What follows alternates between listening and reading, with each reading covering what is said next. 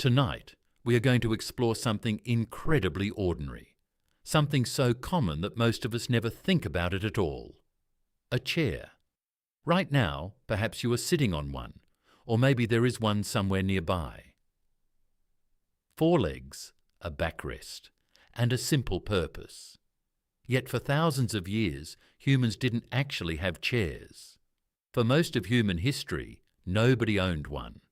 In fact, if you suddenly travelled 4,000 years into the past and sat on a chair that belonged to someone important, you could accidentally insult an entire kingdom. Because once upon a time, chairs were never ordinary objects. They were symbols of power, symbols of wealth, and sometimes symbols of divinity itself. So tonight, as the world slowly becomes quiet around you, let us travel back to a time before chairs existed and discover the complete history of how humans learned to sit. Long before there were chairs, there was only the earth, soft ground in some places, hard stone in others, dry grasslands, cold caves, and endless landscapes where early humans moved slowly through survival. And in that world, sitting did not mean comfort. It simply meant rest. There was no furniture waiting in the corner of a cave, no wooden stool, no carved seat, no idea that a chair could exist as a separate object designed only for sitting. When early humans were tired, they did not look for a chair. They looked for a surface, a flat rock near a fire, a fallen tree trunk after a long hunt, a patch of dry ground that was not too wet, not too cold. And they would lower themselves slowly, carefully, into stillness. In those moments, sitting was not a habit. It was survival recovery. If we imagine the earliest human societies, we must remove modern thinking completely. There were no rooms, no tables, no beds, as we know them. So the ground itself became everything. People sat where they ate. They sat where they gathered. They sat where they shared stories under open skies. The earth was not something separate from life. It was part of life itself. And so, in a strange way, the first chair in human history was not made by human hands at all. It was the ground beneath them. As humans evolved, so did their awareness of comfort. Not comfort in the modern sense, but something simpler. Avoiding pain. A cold stone might be avoided. A damp patch of soil would be replaced with something dry. A sharp surface would be rejected instinctively. Slowly, without design or intention, humans began to choose better places to sit. A flat rock warmed by sunlight became valuable. A fallen tree trunk became a preferred gathering place. In ancient camps, certain spots were used again and again, not because they were designed for sitting, but because they felt less harsh than the rest of the environment. This was the beginning of selection, not invention, just preference. Before chairs, human social life was deeply tied to the ground. People formed circles around fire. They sat close to each other, not in rows, but in clusters shaped by instinct and warmth. Storytelling began here, language deepened here, memory was shared here. And always, everyone was at the same level. No one sat higher, no one sat lower. The ground created equality, even if life outside those moments did not. In this sense, sitting on the earth was not only physical, it was social. It shaped how humans saw each other. Modern humans think of sitting as something we do. But for early humans, sitting was not a separate action. It was simply a temporary pause between movement and survival tasks. Hunting required standing. Gathering required walking. Building required bending. And resting required lowering the body wherever possible. There was no dedicated object for sitting because life itself was not divided into furniture-based categories. Everything was environment-based. Everything was temporary. Over time, something subtle began to change. Humans started noticing elevation.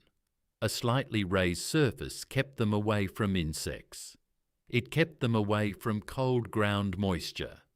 It made standing up easier, so naturally they began choosing raised surfaces more often. A large stone was better than soil. A thick log was better than stone. A stacked arrangement of materials was better than a single log.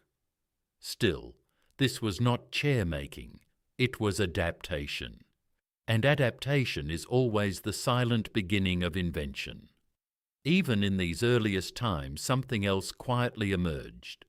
Height mattered, not because of furniture, but because of perception. A person sitting slightly higher looked more noticeable, more stable, more dominant within a group.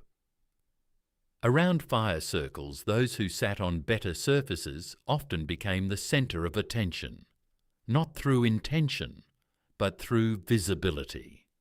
And over thousands of years, this small observation would eventually become something much larger, the idea that sitting position can reflect status.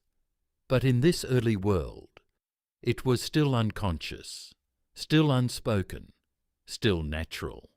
If we step back and look at this period from a distance, one truth becomes clear. There was no such thing as a chair, because there was no need to separate sitting from the environment. The ground was enough. The world was enough. And humans had not yet imagined that comfort could be designed. That would come much later, through wood, through craftsmanship, through civilizations that would begin to shape the act of sitting into something symbolic. But at this point in history, none of that existed yet. Only earth, only stone, only rest. And so, before the first chair was ever carved, before any throne was ever built, before any craftsman ever shaped wood into a seat, humanity simply sat wherever the world allowed them to sit, quietly, naturally, and without ever thinking that one day, sitting itself would become history. Thousands of years passed. Humans were no longer wandering endlessly across the earth. Great civilizations were beginning to rise. Villages had become cities. Cities had become kingdoms. And along the fertile banks of the Nile River, one of the most extraordinary civilizations in human history was quietly changing the meaning of sitting forever. Ancient Egypt. For the first time in history, humans would no longer sit only for rest. Now, they would sit for power. If you could travel back 4,000 or 5,000 years and walk through an Egyptian city, you might notice something surprising. Most people still did not own chairs. Farmers did not. Workers did not. Many ordinary citizens spent their lives sitting on low stools, woven mats, or directly on the ground. The chair remained something rare, something special, something important. Because in ancient Egypt, chairs were never ordinary objects. They were symbols, objects that told everyone exactly who mattered and who did not. In many ways, the history of chairs is actually the history of status, and ancient Egypt perfected this idea. Imagine entering a large palace. The air is warm. Tall stone columns rise toward painted ceilings. Servants move quietly across polished floors. Gold decorations shine under flickering torchlight. At the center of the room sits a single person, higher than everyone else, the pharaoh. And beneath him, a chair, not just any chair, a masterpiece, beautifully carved wood, decorated with gold, inlaid with ivory, sometimes decorated with lions, birds, or sacred symbols. Every detail carefully designed to communicate one message. This person is important. This person is above everyone else. Suddenly, Sitting was no longer a physical act. It had become a language. A chair could now speak without saying a single word. The higher the seat, the greater the power. And that idea would survive for thousands of years. The Egyptians were extraordinary craftsmen. Wood was valuable. Egypt itself had limited forests, so many materials were imported from distant lands. Building a chair required effort, skill, and resources. It was expensive. That expense made chairs exclusive, and exclusivity created prestige. Only certain people deserved them. At least according to society at the time. Ordinary people worked the land, but rulers sat above it. Even today, we still carry traces of this ancient idea. Think about modern offices. Managers often have larger chairs. Executives have bigger offices. Leaders stand on stages. The connection between height and authority never truly disappeared. It simply changed shape over time. And perhaps that connection began here, along the Nile River. Ancient Egyptian chairs were surprisingly sophisticated. Many already had features we recognize today. 4 legs, a seat, a backrest, sometimes even armrests. The designs were elegant, simple, balanced, beautiful, and remarkably familiar. If one appeared inside a modern museum today, you would immediately recognize it as a chair. That alone is fascinating, because 4,000 years ago, humans had already invented a design that would survive nearly unchanged into the future. But something even more interesting was happening beneath the surface. The Egyptians were transforming comfort itself. For thousands of years, humans had adapted themselves to the environment. Now they were beginning to adapt the environment to themselves. That is one of humanity's greatest inventions, the decision to shape the world around our bodies. A chair is a perfect example of that idea. Instead of accepting the ground, humans created something new, something artificial, something designed. And from that moment onward, there would be no going back. Archaeologists have discovered extraordinary examples of Egyptian furniture. Some belonged to nobles, some belonged to kings, some survived inside tombs for thousands of years. Perhaps the most famous belonged to a young ruler whose name still fascinates the world today, Tutankhamun. When his tomb was discovered in 1922, researchers found beautifully preserved furniture, including magnificent chairs. For thousands of years, those objects had waited silently in darkness, protected by sealed stone walls, hidden beneath layers of history. And when people finally saw them again, they discovered something astonishing. The ancient world was far more advanced than many had imagined. These were not rough objects. They were refined works of art. Every curve had purpose. Every decoration had meaning. The chair itself had become a statement. A throne. A throne is, after all, simply a chair with enormous social importance. But humans tend to do this often. We take simple objects and attach stories to them. We assign meaning. We create symbols. Eventually, those symbols become reality. And ancient Egypt understood symbolism better than almost anyone. Sitting higher meant ruling. Sitting lower meant serving. Where you sat determined how others saw you. Perhaps that sounds strange today, but maybe not entirely. Even now, seating arrangements quietly shape human behaviour. At weddings, at meetings, at schools, at dinner tables. Humans are surprisingly sensitive to position. Who sits where? Who sits first? Who sits in the centre? Who sits alone? These tiny decisions influence how groups operate. And that ancient instinct may be thousands of years old. But ancient Egypt also taught humanity something else. Comfort and beauty could exist together. A chair did not have to be merely useful. It could also be elegant. That idea would eventually transform furniture forever. Artisans began experimenting. Better angles, better support, better materials. Without realizing it, they were beginning a journey that humans would continue for thousands of years. A never-ending quest to answer one simple question: how do we sit better? Strangely enough, humanity is still trying to answer that question today. Modern engineers spend millions designing office chairs. Companies study posture. Scientists analyze spinal alignment. Entire industries exist because humans continue searching for the perfect way to sit.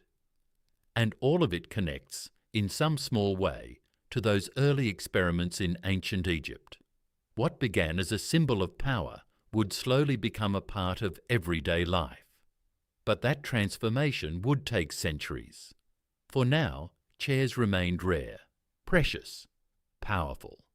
They belonged to kings, to nobles, to the people at the top of society. Everyone else remained closer to the earth, yet a seed had already been planted. Humans had discovered something extraordinary. Sitting could be designed, and once humanity discovers a new possibility, it rarely forgets it. As the Nile continued flowing through Egypt, as dynasties rose and fell, as pyramids stood silently beneath the desert sun, the idea of the chair quietly prepared itself for a much bigger future. Because soon, the chair would evolve into something even more powerful than furniture. It would become a throne, and thrones would shape empires. Time continued moving forward. Empires rose, empires fell, and slowly the world began to change once again. The chair was no longer an object that belonged only to Egyptian rulers. It was beginning a new journey, one that would eventually bring it closer to ordinary people. As civilization spread across the Mediterranean, two societies would leave a permanent mark on human history: ancient Greece, and later, ancient Rome. Both civilizations would transform how humans lived, how they learned, how they governed, and perhaps without fully realizing it, how they sat. If you walked through an ancient Greek city, you would immediately notice something different. Life was happening everywhere. Markets were busy. Philosophers debated ideas. Citizens gathered in open spaces. Art flourished. Knowledge expanded. And unlike Egypt, power was becoming more visible in public life. People spent time together, talking, learning, questioning. And this slowly changed furniture itself. The Greeks valued balance, simplicity, harmony. Their furniture reflected those values. Chairs became lighter, more elegant, less intimidating than Egyptian thrones. Instead of creating enormous symbols of authority, they focused on beauty and proportion. One famous design was known as the Klismos chair. Its curved legs and graceful backrest were unlike anything humans had seen before. Even today, designers still copy its shape. That alone is remarkable. Thousands of years later, people still admire an idea born in ancient Greece, because some designs simply refuse to disappear. But Greece also changed something much bigger. It changed who sat. Chairs slowly became less exclusive. They still represented status, but they were no longer reserved only for kings. Scholars used them. Officials used them. Wealthy families used them. The act of sitting was spreading across society, and as it spread, new habits began to form. Humans started creating spaces dedicated to specific activities: dining spaces, meeting spaces, teaching spaces. Every new activity created a need for seating. For thousands of years, humans adapted to their surroundings. Now, they were building surroundings around their activities. It was a subtle revolution, one that still shapes our lives today. Because even now, every room in your home has a purpose. And nearly every purpose involves a place to sit. But then came Rome. And Rome changed everything. The Romans were builders, extraordinary builders. Empires collapsed. Yet the throne continued waiting for its next occupant, almost as if power belonged to the chair itself. This idea appears even in our language today. People still say, ascending the throne, claiming the throne, losing the throne, not losing a chair, losing power. Because over time those two things became inseparable. Furniture and authority merged into one concept, and that may be one of the greatest transformations in human history. Something once used for resting had become something used for ruling, but history was still moving forward.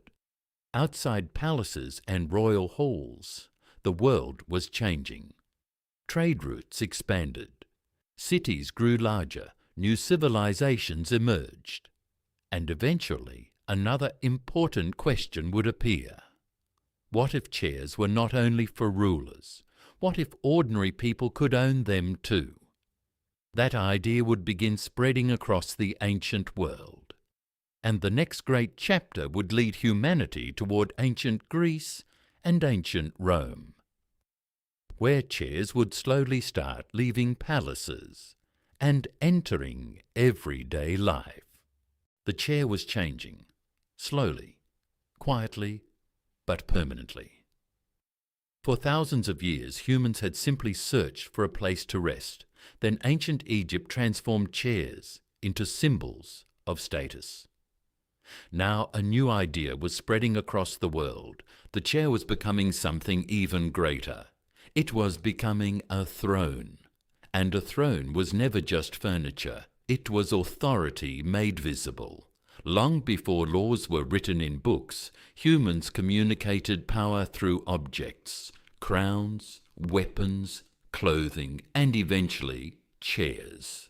Because humans understand symbols remarkably well, a person sitting above everyone else instantly appears different, even without speaking, even without moving.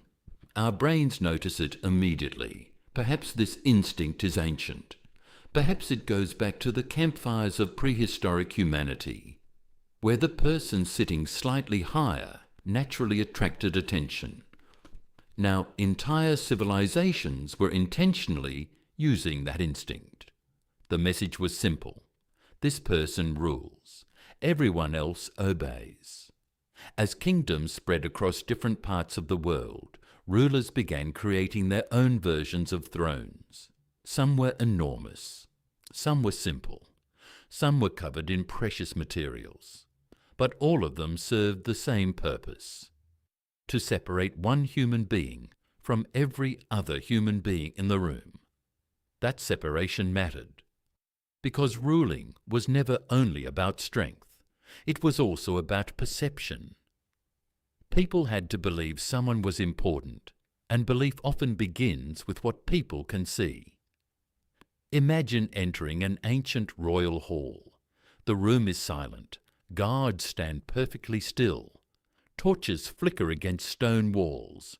Everyone is standing, except one person. At the far end of the room sits the ruler, elevated, centered, impossible to ignore. Without saying a single word, the room has already explained its hierarchy. Humans are visual creatures. We understand stories through images long before words arrive, and the throne became one of humanity's most powerful images. In many civilizations, rulers even believed their authority came from the heavens. Some claimed divine blessing, others claimed divine ancestry. The throne helped support those beliefs. Because ordinary objects do not inspire awe, special objects do. The throne created distance. and distance created mystery. If ordinary people could not easily approach a ruler, that ruler began to feel larger than life, almost supernatural. In some royal courts, even the process of approaching the throne followed strict rules. People bowed, people knelt, people waited for permission to speak. The chair itself was beginning to influence human behaviour. Furniture was no longer passive. It was shaping society. And perhaps that sounds surprising. After all, it is just a place to sit. But humans have always attached enormous meaning to ordinary things. A throne became more than wood, more than gold, more than decoration. It became an idea. And ideas are often stronger than physical objects themselves. Across Asia, Europe, Africa, and the Middle East, different civilizations created their own thrones. Each looked different, but they shared familiar patterns: raised platforms, wide backrests, powerful animal carvings, expensive materials, symmetry, grandeur. Humans repeatedly returned to the same visual language: height, balance, presence. Even today, these ideas remain everywhere around us. Courtrooms have elevated judges. Parliaments have central seats. Religious leaders occupy designated positions. Graduation ceremonies place important people on stages. Without realizing it, modern society still echoes ancient thrones. Thousands of years have passed, but the psychology remains almost unchanged because humans still respond to position. We still assign meaning to space, and where someone sits continues to influence how we see them. Perhaps that is one of the strangest things about chairs. Something so ordinary now once controlled entire societies. At some point, people stopped seeing thrones as objects. Instead, they began seeing them as institutions. Sometimes rulers changed, but the throne remained. Kings died, queens died. Time moved forward once again. The world was changing. The Middle Ages were slowly fading away, and across Europe, a new way of thinking was beginning to emerge. It would later be called the Renaissance, a word that simply means rebirth. But this was more than a rebirth of art. It was a rebirth of curiosity itself. People began asking questions again. Artists studied the human body. Scientists observed nature. Architects designed extraordinary buildings. And craftsmen looked at everyday objects with fresh eyes. Even chairs were no longer safe from imagination. For thousands of years, chairs had been symbols of authority. They had been practical objects, sometimes luxurious, sometimes intimidating. But now something new was happening. Humans wanted beauty, not just usefulness, not just status. Beauty itself had become valuable. And so, the chair began its transformation. Imagine entering a wealthy European home during the Renaissance. Sunlight passes through tall windows. Paintings cover the walls. Carved wooden furniture fills the room. Everything seems intentional. Everything seems elegant. Even a simple chair appears important. Because during the Renaissance, furniture became part of identity. A chair could tell a story about its owner. It could reveal wealth, education, taste, even ambition. Craftsmen spent weeks, sometimes months, creating a single piece. Wood was carefully selected. Every curve was deliberate. Every pattern was planned. Nothing was accidental. Furniture was no longer just being built. It was being composed, like music or poetry. The human body itself became a source of inspiration.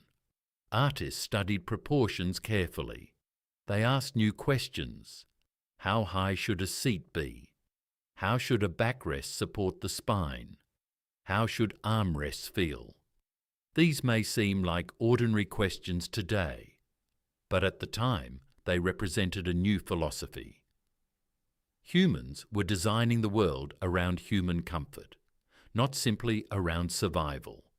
And that was revolutionary. The Renaissance also expanded global trade. Ships travelled farther. Materials arrived from distant lands. Exotic woods became available. Decorative techniques spread between cultures. Furniture evolved faster than ever before. Ideas were moving across continents. And chairs travelled with those ideas. Wealthy families began collecting furniture. Some pieces were displayed almost like treasures. Guests would notice them immediately, not because they were necessary, but because they were impressive. Status still mattered. Perhaps it always will. But status was becoming more sophisticated. Instead of giant thrones covered in gold, people displayed refinement. Elegance became the new language of power, and humans loved it. Artists such as Leonardo da Vinci and Michelangelo were transforming how people thought about creativity itself. Their influence spread everywhere. Even craftsmen who built furniture were inspired by this new world. Everyday objects deserved attention. Everyday objects deserved beauty. That idea may sound obvious today, but thousands of years ago it was extraordinary. For most of human history, survival came first. Now beauty could stand beside survival, and this changed everything. The chair slowly became more personal. People no longer built chairs only for rulers. Families commissioned furniture for their homes. Homes themselves became expressions of identity. Human beings were beginning to surround themselves with objects that reflected who they were. Perhaps this was inevitable. Humans are storytellers. We tell stories through language, through clothing, through buildings, and through furniture. Even today, people choose chairs carefully. Modern chairs can appear minimalist, luxurious, traditional, or futuristic. Every choice says something. That instinct did not begin in the modern world. It was growing stronger during the Renaissance. Meanwhile, another important shift was happening. Comfort was becoming a priority. For thousands of years, humans had accepted discomfort as normal. The Roman Empire slowly faded away. Its cities weakened, its systems collapsed, and across much of Europe, a different world began to emerge. A quieter world, a slower world, a colder world. This was the medieval era, often called the Middle Ages, an age of castles, kingdoms, churches, and long stretches of uncertainty. For many people, life became simpler again, not necessarily easier, but smaller. People lived close to the land. Villages were scattered across vast landscapes. Travel was rare, and survival once again became the centre of everyday life. And strangely enough, the chair also changed. For a while, it seemed as if history had moved backward.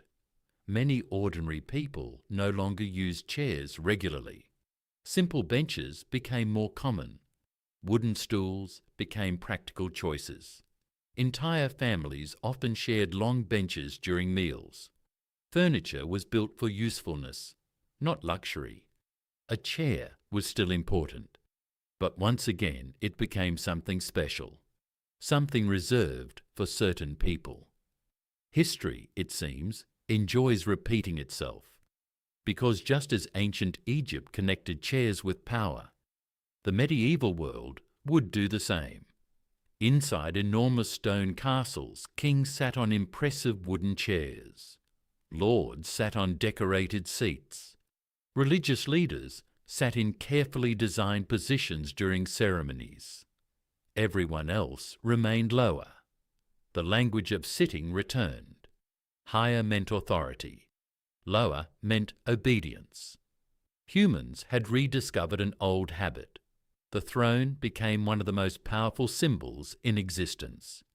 Even today, we still use the word throne to describe authority. But a throne is, at its core, simply a chair, an ordinary object transformed by extraordinary meaning. Imagine entering a medieval throne room. Large stone walls surround you. Torchlight flickers gently. Long banners hang from above. The room is quiet. At the far end sits a single chair, larger than every other seat, more decorated, more visible. Even if nobody explained anything, you would immediately know who belongs there. That is the power of symbolism. The chair itself had become a message, and humans understand messages very quickly. But while castles displayed power, another institution shaped chairs in a different way: the church. Throughout much of medieval Europe, churches became the centres of communities. People gathered there weekly. They listened, they prayed, they learned. And chairs played an important role there too. Religious leaders often sat on elevated seats. Their positions reflected responsibility and authority. Even architecture supported this idea. Height mattered, visibility mattered, placement mattered, perhaps more than ever before. At the same time, everyday furniture remained extremely simple. Most objects were handmade, heavy, durable, built to survive generations. Furniture was not disposable. Owning even a few wooden pieces was valuable. Some families passed furniture from one generation to another. Every scratch told a story. Every repair represented years of use. Modern humans replace furniture constantly, but medieval people often lived with the same objects for decades. There was a deep relationship between people and their belongings. A chair was not just furniture, it was an investment. And because woodworking skills improved, craftsmanship also evolved. Artisans experimented with designs, carved patterns, decorative backs, animal shapes, geometric symbols. Slowly, furniture became a form of artistic expression, and although life could be difficult, beauty never disappeared. Humans have always searched for beauty, even during uncertain times, perhaps especially during uncertain times. But another quiet transformation was taking place. People were spending more time indoors. Castles, homes, churches, workshops. Human life was gradually moving inside walls. And whenever humans build indoor spaces, furniture becomes more important. Rooms feel incomplete without places to sit. This idea slowly spread throughout society. By now, humans no longer questioned whether chairs should exist. That question had already been answered centuries earlier. Instead, a new question emerged. What kind of chair should we build? The answer would vary across regions. Some were large, some were simple, some were beautiful, some were purely practical. But one thing remained constant. The chair had become permanent. Human civilization could no longer imagine life without it. And yet, the story was still evolving, because another era was approaching. An era of artists, inventors, explorers, and extraordinary ideas, the Renaissance. A period when humans would begin questioning everything once again, including how they built chairs. And for the first time, furniture would become something more than power. It would become art. Roads, aqueducts, bathhouses, amphitheatres, entire cities. They took ideas from many civilizations and expanded them on a massive scale. Furniture was no exception. The Romans loved comfort, perhaps more than many societies before them. Homes became larger. Daily life became more structured. Furniture became more common. And chairs slowly entered everyday existence. Not for everyone, but for far more people than ever before. Roman houses often contained several different types of seats. Simple stools, dining couches, decorated chairs, functional chairs. Every object had a purpose. Human life was becoming organized. The Romans also understood something important. Comfort increased productivity. If a person could sit comfortably, they could work longer, write longer, think longer. This idea may sound familiar, because modern offices still operate the same way. Thousands of years separate us from ancient Rome. Yet many of our habits remain surprisingly similar. People gathered around tables, officials sat while conducting business, writers sat while creating documents, teachers sat while educating students. Human civilization was becoming a seated civilization, and that change would never reverse. But perhaps the most fascinating thing about Rome was not luxury. It was standardization. Rome liked systems. They repeated successful ideas over and over again. Across vast territories, furniture design spread from one region to another. A person living hundreds of miles away could recognize similar objects. This was unusual. For perhaps the first time, humans were beginning to share common furniture traditions. Slowly, very slowly. The chair was becoming universal. Yet even then, social differences remained obvious. The wealthy sat differently from the poor. The powerful sat differently from servants. Status still existed, only now it was hidden inside details. Material quality, decorations, size, placement. Human beings have always found ways to communicate hierarchy, even through furniture. Perhaps we have never truly stopped doing that. Think about modern life. Luxury offices, reserved seats, executive chairs, VIP sections. The language may have changed, but the instinct remains ancient. Where someone sits still influences how we see them. And maybe it always will. By the end of the Roman era, humanity had crossed an invisible line. The chair was no longer a strange invention. It was becoming normal. Generations were growing up surrounded by furniture, something impossible to imagine thousands of years earlier. The ground was slowly losing its role. The earth was no longer humanity's default seat. Wood had replaced stone. Design had replaced improvisation. Civilization had replaced survival. And yet, the story was far from over, because another age was coming, an age of castles, kings, churches, and enormous wooden chairs. The medieval world was waiting, and there, the chair would once again become a symbol of power. Roads, aqueducts, bathhouses, amphitheatres, entire cities. They took ideas from many civilizations and expanded them on a massive scale. Furniture was no exception.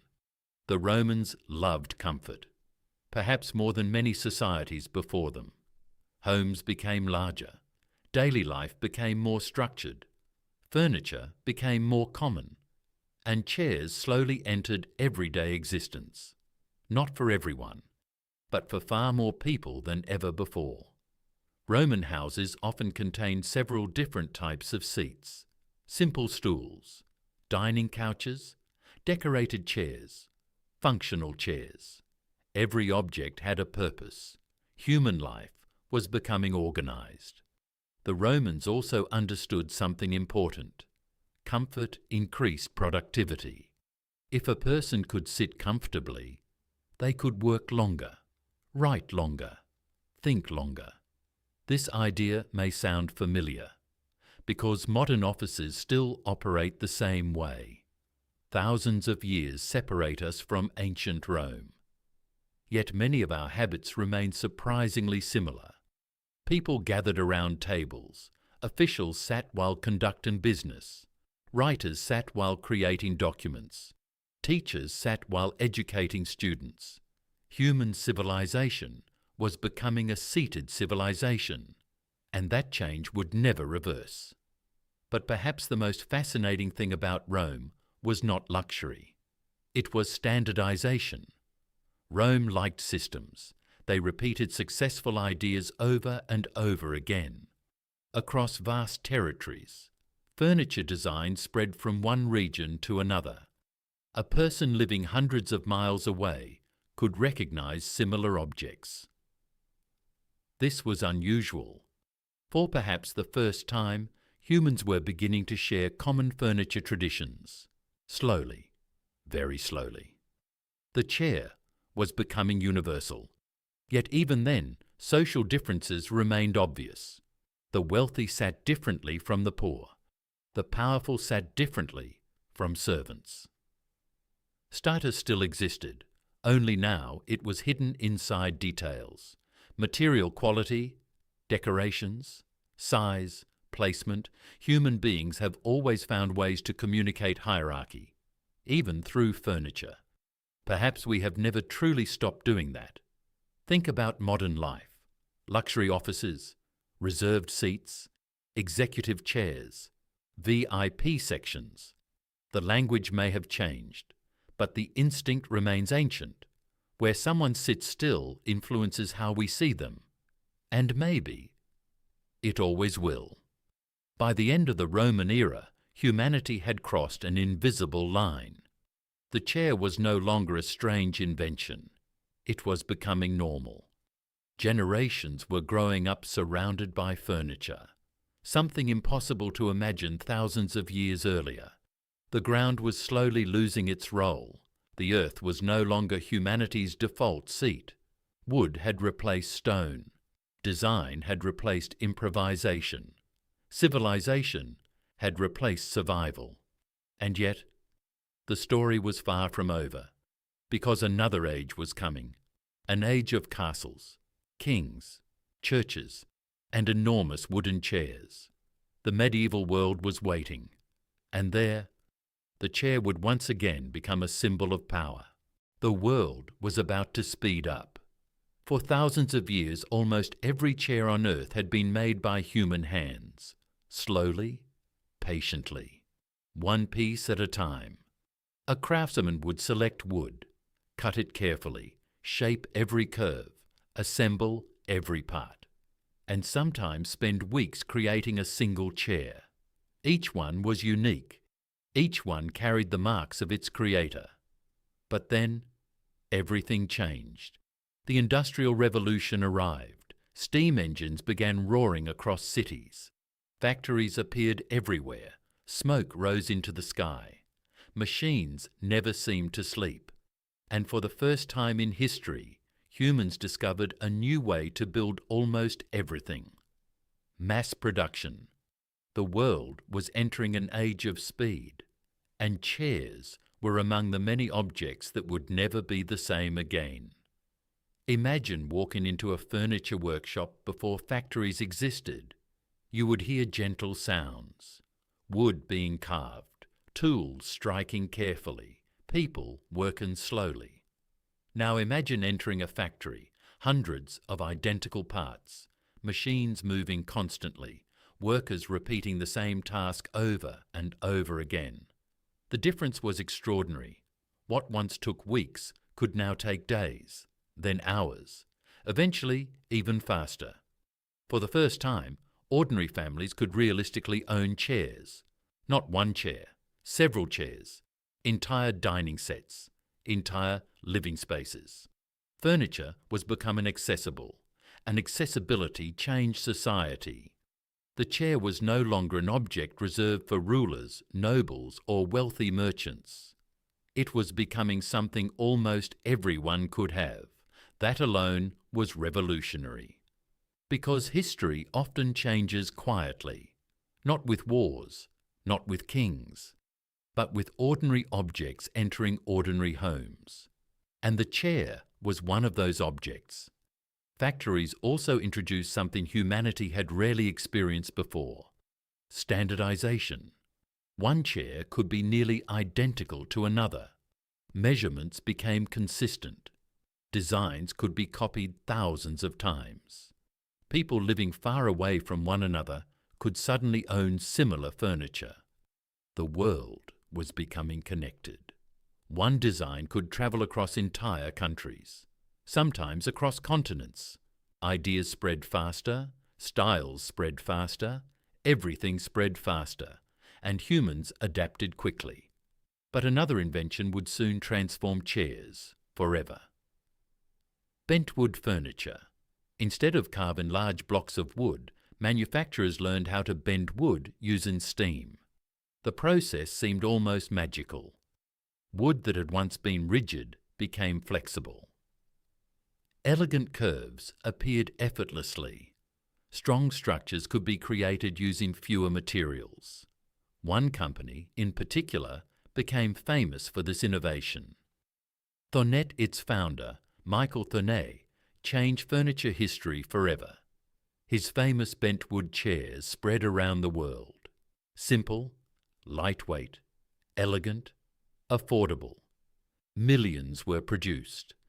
Perhaps for the first time, a chair truly became a global product, and humanity loved it. Coffee houses filled with them. Restaurants filled with them. Homes filled with them. The chair had become part of everyday civilization. Yet something else was quietly happening. Humans were beginning to sit more than ever before. Factories created jobs, but many jobs required long hours indoors. Cities expanded rapidly. People moved away from farms, away from constant physical movement. Daily life itself was changing. Thousands of years earlier, humans walked almost everywhere. Now many people spent hours sitting, at tables, at workshops, at offices, at schools. The age of prolonged sitting had begun. No one realized it at first. No one imagined future generations would spend enormous portions of their lives seated. It simply happened gradually, one innovation after another, one chair after another, until sitting became normal, perhaps too normal. But during the Industrial Revolution, most people saw only progress, more comfort, more convenience, more possibilities. And they were not wrong, because the Industrial Revolution did improve lives in many ways. Furniture became cheaper. Homes became more organized. People gained access to objects that earlier generations could only dream about. Yet every advancement brings new challenges, and humans were unknowingly creating one, a seated society. By the late 19th century, chairs were everywhere. Schools filled with rows of chairs, restaurants filled with rows of chairs, waiting rooms filled with rows of chairs. The world was quietly becoming a world of sitting. And another transformation was approaching, a transformation even more powerful than factories, the office. Soon millions of people would spend their lives working at desks, and humanity would discover an entirely new problem: how to sit for 8 hours a day. The age of the office chair was about to begin. For thousands of years, humans sat only when necessary, after a hunt, during a meal, at a ceremony, while teaching, while ruling. Sitting was simply one small part of life. But then, something changed. Work itself changed. The world was entering a new age, an age of paperwork, an age of records, an age of businesses. For the first time in human history, millions of people would spend their days doing something their ancestors rarely did, remaining seated for hours at a time. Entire cities were growing around commerce. Banks were expanding, governments were becoming more complex, companies were getting larger. And with all of this growth came an entirely new environment: the office.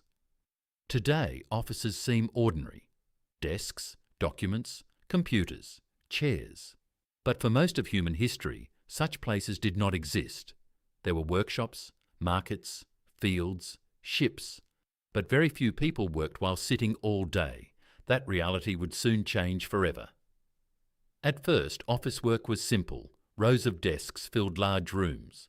Workers copied information by hand. They organized records, calculated numbers, filed documents, hour after hour, day after day. The chair was no longer an object of luxury.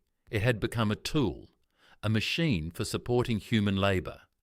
And because humans were spending so much time sitting, new problems quickly appeared. Back pain, neck pain, stiff shoulders, tired muscles. For thousands of years, the human body had evolved for movement, walking, running, climbing, lifting. Suddenly, humans were asking their bodies to remain still for 8 hours, sometimes 10, sometimes even longer. The body was confused, and so people began redesigning chairs once again. Comfort was no longer a luxury. It was becoming a necessity. One important invention quietly appeared during this period, the swivel chair, a chair that could rotate, move, adapt. Legend says that Thomas Jefferson modified his own chair with a rotating mechanism while writing and working. It was a small change, but small changes often reshape history. Because movement had finally entered the chair itself. Humans no longer had to move around the chair. Now, the chair could move with them. Soon, more innovations followed. Wheels appeared. Adjustable heights appeared. Better backrests appeared. Everything was becoming more efficient. The office chair was slowly transforming into a machine designed around the human body. And perhaps this was inevitable. After all, if humans were going to spend thousands of hours sitting throughout their lives, they would eventually try to make those hours easier. But another invisible change was happening. Work itself was becoming stationary. For thousands of years, work and movement were almost inseparable. Farmers walked, builders climbed, merchants travelled, hunters explored. Now millions of people were earning a living while barely leaving their chairs. Civilization had discovered a new lifestyle, the seated lifestyle. And with it came a strange paradox. Humanity had spent thousands of years inventing better ways to sit. And finally, it had become too good at it.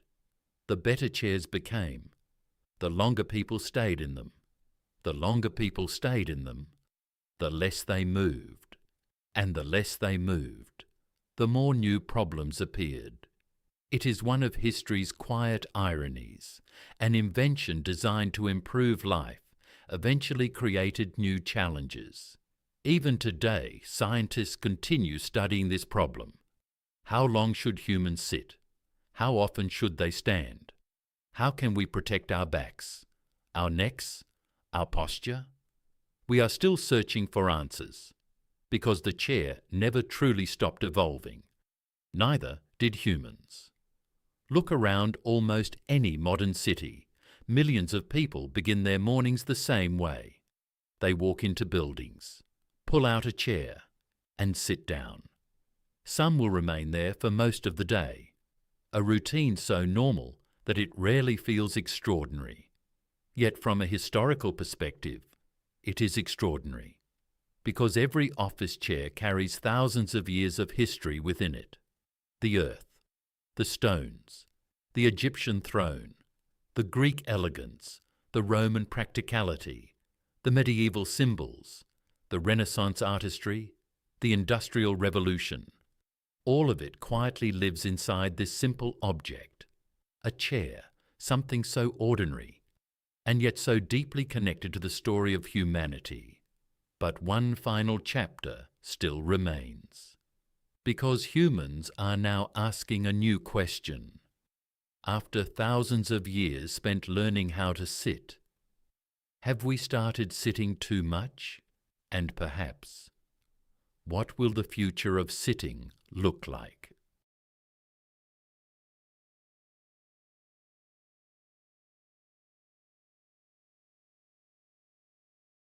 After thousands of years spent perfecting chairs, humanity has begun asking a completely different question. What happens next? What will the future of sitting become? Will chairs remain the same? Will they disappear entirely? Or will humans reinvent sitting all over again? That answer still belongs to the future. For thousands of years, humans have been asking the same question. How can we sit better?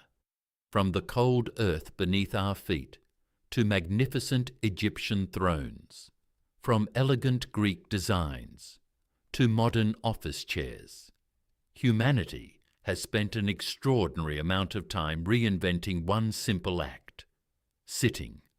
And yet, the story is still not over.